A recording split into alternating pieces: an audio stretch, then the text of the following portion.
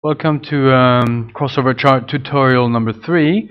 In this class I'll tell you a little bit more about what you can do with polars within the crossover charts.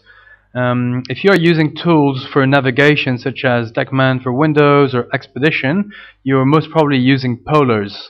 Now we can actually use polars in the crossover chart as well, and I'll show you how. To load a polar, you go click on Tools, Polar, Load. You then have to specify what type of polar you actually have. So I'll click on select Deckman, click OK.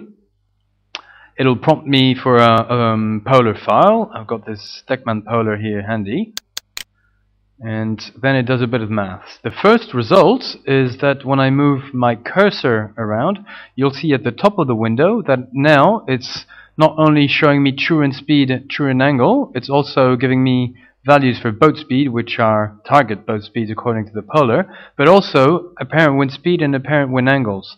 Now that's a nice start. We can go further than that. We can now click on Tools and say Create Apparent Wind Lines. Now it's going to do quite a bit of math. Let's see it go through that. You can see that scrolling, and here we go. We've got a bunch of lines.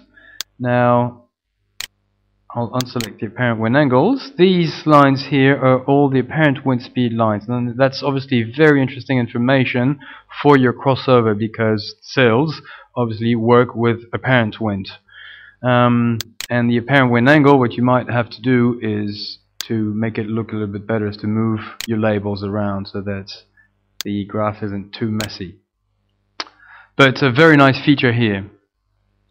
And that'll end this tutorial number 3.